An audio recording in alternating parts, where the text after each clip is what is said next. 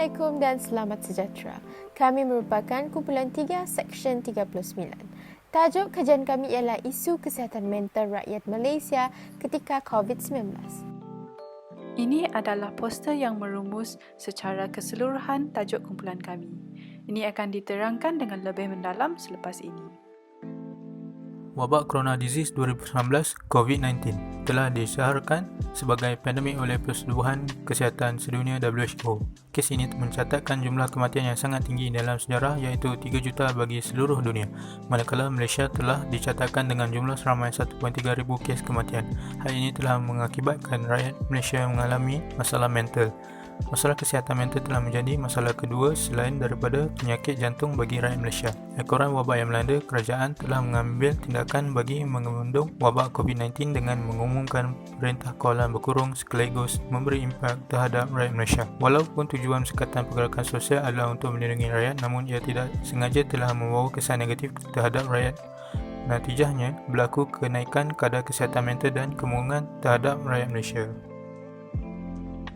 Faktor berlaku atau punca isu. Ekonomi, kehilangan sumber pendapatan, beban hutang dan tanggungan keluarga. Kedua, rohani, pencegahan fahaman dan merasa diri sebagai punca terhadap penyebaran wabak.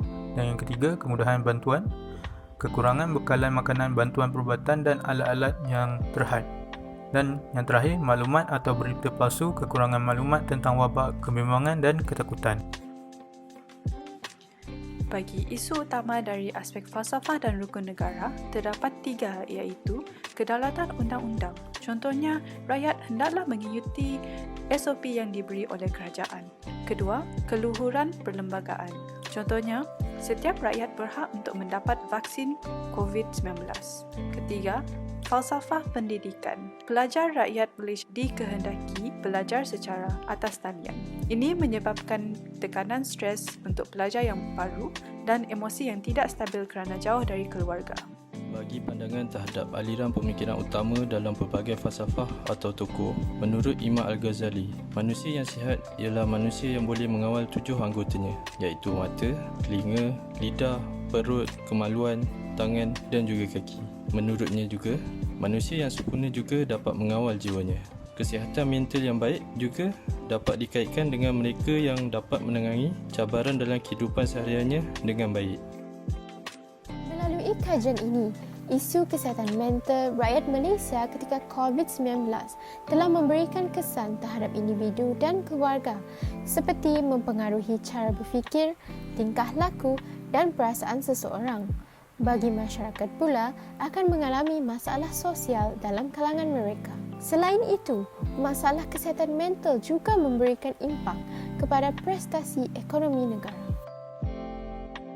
Antara cadangan yang boleh diambil untuk menangangi isu ini adalah dengan mengamalkan gaya hidup sihat seperti corak pemakanan perlu seimbang dan makan pada waktu yang ditetapkan, pengurusan emosi seperti melakukan introspeksi diri, komunikasi 2 hal yang efektif dan limitasi masa di media sosial.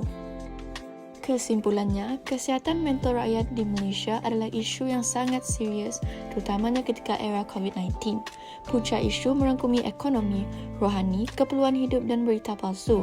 Hal demikian akan membuktikan bahawa isu ini dapat dihubung kaitkan dengan falsafah dan rukun negara untuk mendapatkan penyelesaian yang terbaik. Seperti yang telah dibincangkan, kesihatan mental akan meninggalkan kesan yang berat terhadap individu serta orang lain. Ianya bagaikan domino effect. Maka dengan ini, kita hendaklah bersama-sama menjalankan tanggungjawab kita untuk memastikan kesejahteraan masa depan. Sekian, terima kasih.